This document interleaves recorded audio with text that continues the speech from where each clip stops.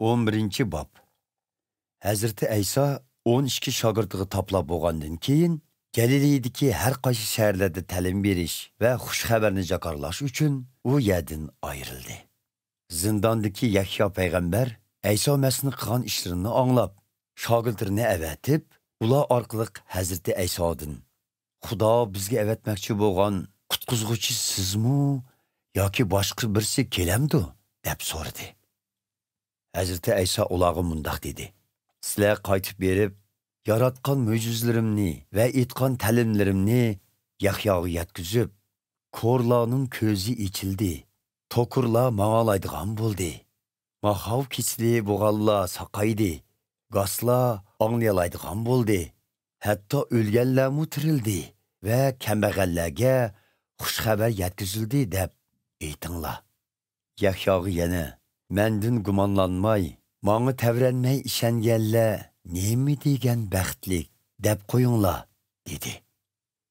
Yahyo payg'ambarning shogirdlari ketgandan keyin Hazreti Ayso ko'pchilikka Yahyo to'g'riliq mundaq dedi: Sizlar burun Yahyoni izlab cho'lga borganinglarda zodi qandoq bir odamni ko'makchidinglar? Maydonni shamolda yalpinib turgan, qo'mushdak tavrinib turadigan bir yaxshi chaqnimi? yoki chiroyli kiyingan bir esil zodinimi? Hargiz undaq emas. Bundaq kiyimlarni kiydiganlar cho'ldan emas, xon ordusidan tepildi. Amaliyotda sizlar bir payg'ambarni ko'rgili chiqdinglar. Endi bilib qo'yinglarki, Yahyo payg'ambardanmi ustundir. Chunki muqaddas yozmalarda mana oldingda elchimni avatiman, u sening yo'lingni oldin ola tayyorlaydi deb yozilgan va bu yerdagi elchim dal Yahyo payg'ambarni ko'rsatdi. Bilib qo'yinglarki, insonlar orasida cho'mildirguchi Yahyodanmi ulug' kishi o'ttirg'i chiqqani yo'q. Ammo arishning podshohligidagi eng arzimas birsimu uningdan ulug' bo'ladi. Cho'mildirguchi Yahyo o'ttirg'i chiqqan kunlardan beri arishning podshohligi zo'ravonlikqa uchirmoqda. Zo'ravonlar uningga hujum qilmoqda. Xudoning podshohligi to'g'risida Yahyo payg'ambarning zamonigacha bo'lgan barliq payg'ambarlarning ta'limlarida shundoqla Tavratda oldin bishorat berilgan. Agar qabul qila olsanglar, mening qaytib kelishim muqarrar bo'lgan İlyas payg'ambar dal Yahyo payg'ambarning o'zidir degan so'zimga ishoninglar. Bu so'zlarni quliqinglarda ching tutinglar.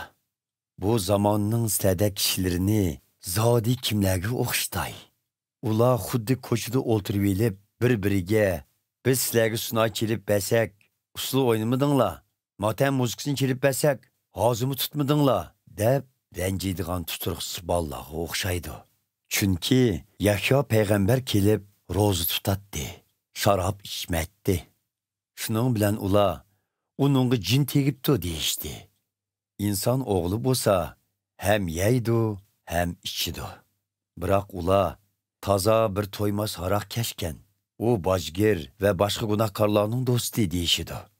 Bilib qo'yinglarki, hikmat bergan mevisi bilan toniladi. Ondan Hazreti Ayso o'zi nurg'un mo'jizlarni ko'rsatgan shaharlardagi to'g'ri qilmaganlarni ayblab mundaq dedi: Halinglarga voy, hey qo'razinliklar! Halinglarga voy, hey baysodilliklar!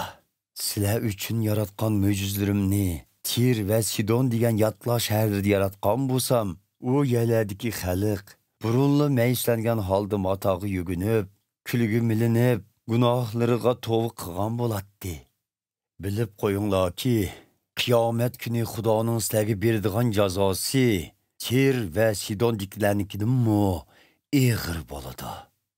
Hey Kapernaumliklar, osmonga chiqmoqchimidinglar?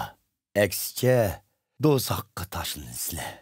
Chunki oranglarda yaratgan mo'jizalarimni Sodomda yaratgan bo'lsam, u shahar bugungi kungacha mavjud bo'lgan bo'ladi. Shuni bilib qo'yinglarki, qiyomat kuni Xudoning sizlarga beradigan jazosi Sodomdagilarnikidanmi ig'ir bo'ladi. Shuningdan keyin Hazreti Ayso mundaq dedi. Bütün olamning egisi bo'lgan ey ota, sen bu haqiqatlarni o'zini aqlliq, bilimlik chaqlaydigan kishilardan yoshirib, kichik bolalardek sabiy kishilarga oshkorlaganliging uchun sana madhiyalar o'qiyman. Shundoq ota, sening o'z xohishing ana shu edi. Otam hammani menga taqdim qildi. Meni otamdan boshqa hech kim haqiqiy tonimaydi. Otamni men va men o'zim oshkorlashni xohlaydigan kishilardan boshqa hech kim haqiqiy tonimaydi. Ey jabokashlar va ig'ir yukni ustiga olganlar, mening yenimga kelinglar. Men sizlarga oromlik beray. Muloyim va kamtarman. Shunga mening bo'yin turqimga kirib, mendan o'gininglar. Shundaq qilganda ko'nglinglar orom topadi. Mening bo'yin turqimda bo'lish oson, talabim ig'ir emas.